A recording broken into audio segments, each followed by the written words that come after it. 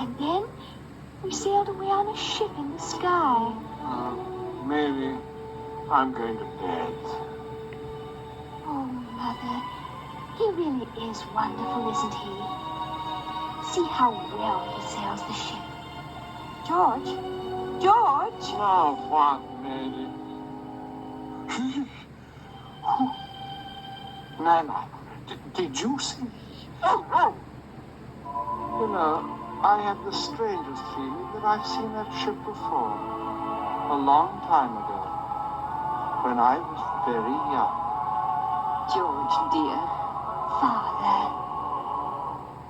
When there's a smile in your heart, there's no better time to start.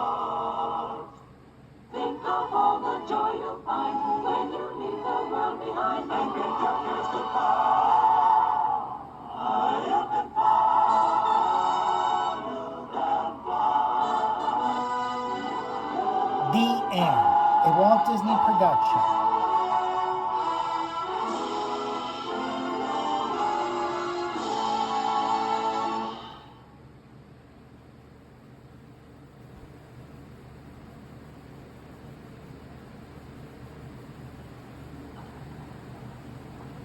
Don't worry, there's nothing wrong with your television set.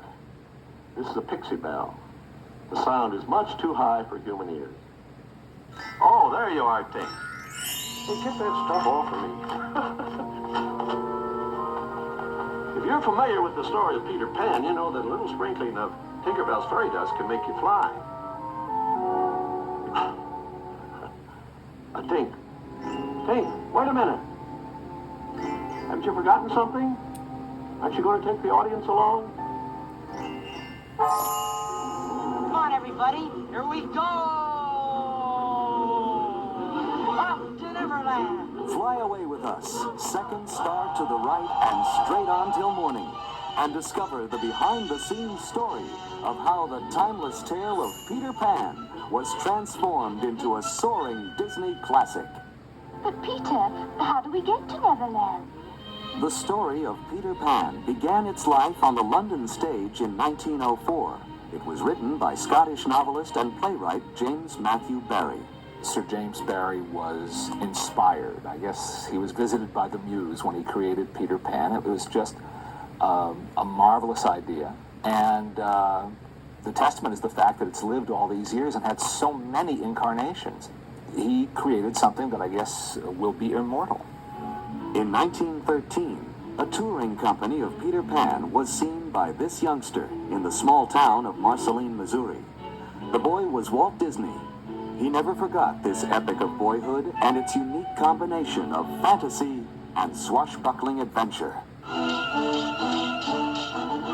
In 1924, Walt also saw a silent film version of Peter Pan, starring Betty Bronson as Peter. The film contained many innovations, such as a live actress playing Tinkerbell, and special effects that were the state-of-the-art for their day. The silent film, however, adhered to many of the conventions of the stage version of Peter Pan, including the stars rather obviously flying on wires, I flewed. a performer in a dog suit as Nana, and a costumed actor as the crocodile. Walt Disney's efforts to make Peter Pan as an animated feature actually began in the late 1930s during the production of Snow White and the Seven Dwarfs, in an era when Disney's filmmaking imagination was at its peak. Animation was in many ways the ideal medium for Peter Pan because it's a fantasy. Walt Disney himself noted, "The cartoon method gave us many advantages over the stagecraft of Barrie's day, which no amount of pixie dust could cure." Here, for the first time, was a medium where the imagination is limitless. Animation could do anything, and you're so free to do things, to picture things, to show people things that you couldn't do on stage. In 1939, Disney acquired the screen rights, and by early 1940, storyboards were begun. These never-before-seen watercolor illustrations by renowned British artist David Hall were part of Disney's initial work. Hall had also done extensive visual development of Alice in Wonderland for Disney in 1938. In this early version of the story, Nana traveled with Peter and the children to Neverland, as seen in these rare original story sketches.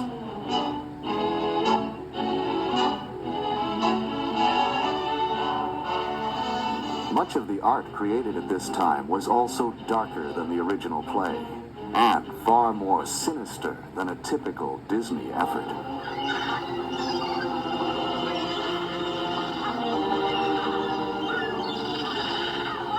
Now, my dear princess, this is my proposition. You tell me the hiding place of Peter Pan, and I shall set you free. Talk. You'd better talk, my dear. This is your last chance, Tiger Lily.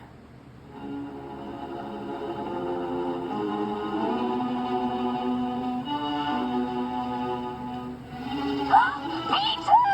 Here's your spirit.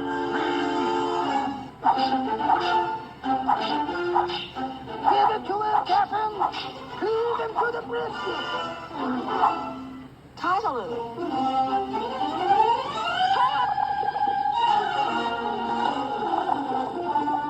Another part of this early work was an elaborate musical number for Captain Hook's pirate crew, which was ultimately replaced by a different song, The Elegant Captain Hook.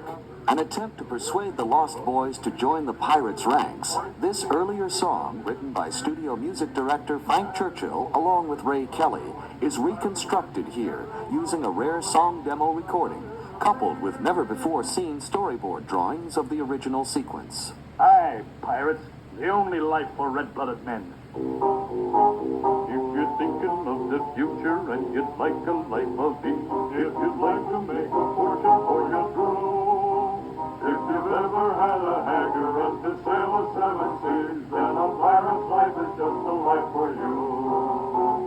Yo ho ho, up Canary you must go, so you might as well make up your mind to sign. If you'd like a share of plunder, if you care for blood and thunder, simply step right up and sign a dotted line. By 1941, a basic story structure was completed. However, the onset of World War II stopped the development. After the war, Walt Disney brought Peter Pan back into development. Progress continued throughout the 1940s, including extensive concept art by renowned color stylist Mary Blair. Finally, in 1950, he said, now's the time, let's do it. And they did. The Disney version of Peter Pan has another interesting first. It's the first time a boy was shown as Peter Pan. There had been a tradition from the time of Maude Adams on the stage and right through Mary Martin and in recent years Kathy Rigby, Sandy Duncan, many others have done it, of women playing Peter Pan. But it was something that was broken, a tradition that was broken by Walt Disney by showing Peter Pan as a boy. Now, it's an animated boy, but it was really a boy's voice, and he was depicted as a boy, which is what he's supposed to be.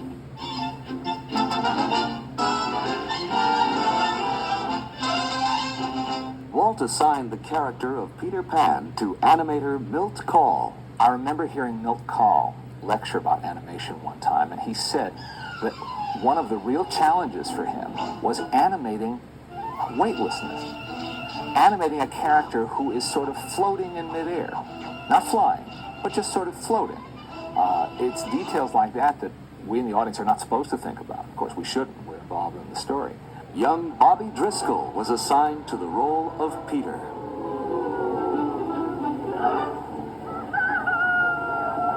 Where is that villain, Captain Hook?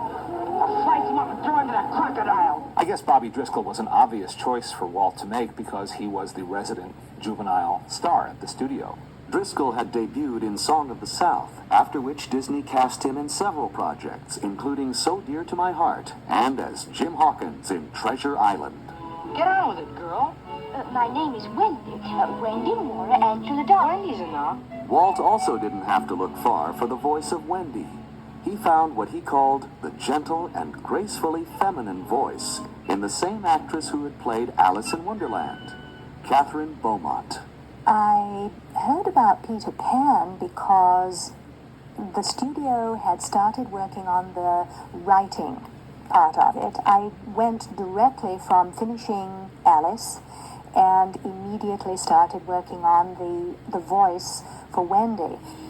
Oh, slave in the mirror, come from the farthest space. Through wind and rain I am here, young mistress. Oh my goodness, you got here in a hurry. I didn't get to finish the magic words. Well, it so happened that I was in the neighborhood. Hans Conried, seen here as the face in the magic mirror, was cast in the tradition of the stage play as both Captain Hook Peter Pan. and Mr. Darling. Out! Out, I say! Hans Conried was inspired casting, you'd have to say, as Captain Hook. He was a consummate actor and had been one of the busiest and best radio actors throughout the 30s and 40s. So he was well schooled in how to act a part vocally. Peter Pan will be blasted out of Neverland forever. To bring the villainous Captain Hook to animated life, Walt assigned veteran animator Frank Thomas. So I was wondering who was going to get the juicy assignment of doing Captain Hook, and I heard that Walt wanted me to do it. I thought, gee, putting me on that kind of a villain, a comic thing. The story man, Ed Penner, had seen him as a foppish guy, grand manners, thought this was the way to live, midnight suppers, wine, all these gourmet connoisseur type things. While the director saw him as a tough, mean guy who'd shoot the cannon and shoot his own crew on the ship, and he was a menacing villain. He was a menacing opponent for Peter Pan. Now let me see. Where was I? Walt knew that for his version of Peter Pan, Tinkerbell would have to be developed as a fully realized character. From the late 1930s on, character sketches trace Tinkerbell's development, and each reveals the then current conception of feminine beauty. The character that I worked on was Tinkerbell, and Tinkerbell was visualized as a spot of light, which no doubt was something like a strong flashlight that moved around on the background of the stage. In our medium, you couldn't just use a spot of light. So I came up with the design that you see here. She's a pure pantomime character, which in itself I think is very interesting. That she didn't talk, but you know what she's thinking. There's been a rumor for years that she was patterned after Marilyn Monroe. It's the kind of likable story people will repeat because it sounds good, but it doesn't really wash because she was not a star yet. She was not a superstar or a pop culture icon. She was in Hollywood, but the designers and animators at Disney wouldn't have known who she was. I was Tinkerbell. I got this call to come over to Disney to do this audition. And they said, we want her to step on a mirror, a hand mirror that's on a dresser, look down, preen herself, and then suddenly see her hips and be very uncomfortable with the size of them. So I did. I said, certainly. And I stepped on and I looked down and I saw my hips and I measured them. I stamped my foot and marched away. And they said, would it be convenient for you to come next Tuesday? So they knew that I had the imagination that they needed. The use of Margaret Carey as a live model for Tinkerbell was only part of the considerable reference used by Disney animators to bring Peter Pan to the screen. The second part of my performance after the recording was done was what was really making the film, although in this situation it wasn't a film the audience saw. It was only for the animators, and it basically was done so that the animator could watch the action taking place. The audience always got confused when we talked about live action help. We'd say, well, an artist needs a model. You gotta have something to guide you.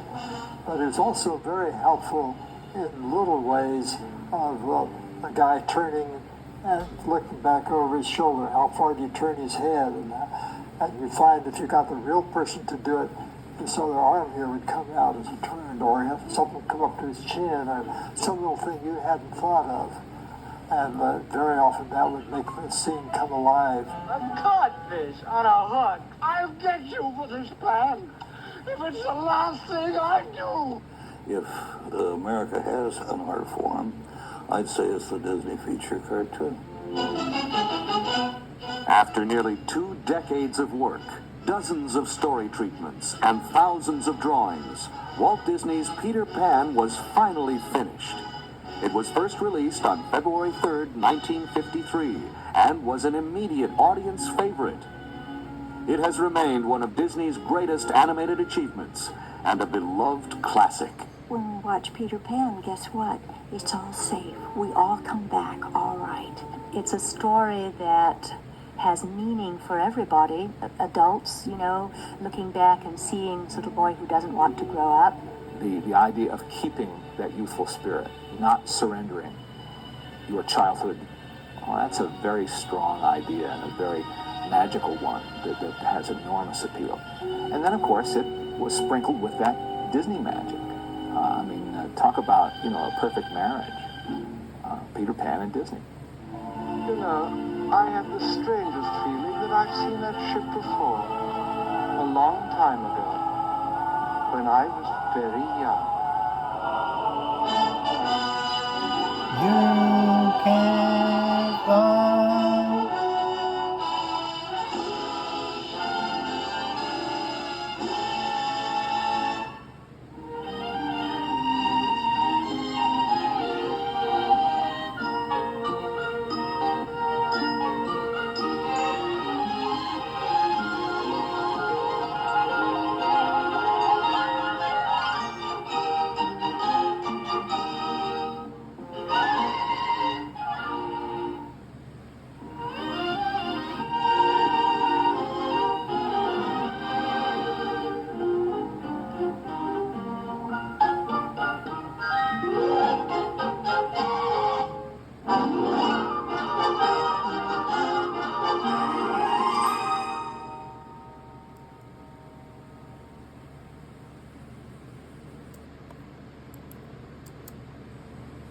Coming soon to theaters.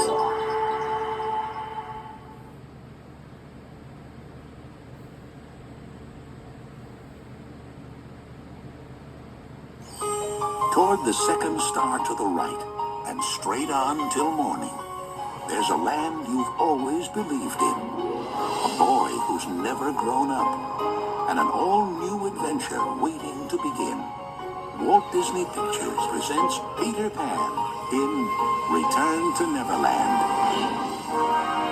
Hello, Wendy. Punish me! I'm not Wendy. I'm her daughter, Jane. Cast off, you mangy dog! I've got a little surprise for you, Peter Pan. For me? Ow! Peter Pan? Tinkerbell? My guess is I'm dreaming. If you're Wendy's daughter, you're gonna love it here. Coming only to theaters, the one and only Peter Pan is back. With new characters. Save me! And new music in an all-new adventure filled with Disney magic. I proclaim you, Jane, a lost boy. A lost girl. How will I ever get back home? The only way out of here is to fly. I've got to try. Walt Disney Pictures presents I'll always believe in you, Peter Pan. Peter Pan in Return to Neverland. Okay, Pink, let her have it. An all-new adventure coming only to theaters February 2002.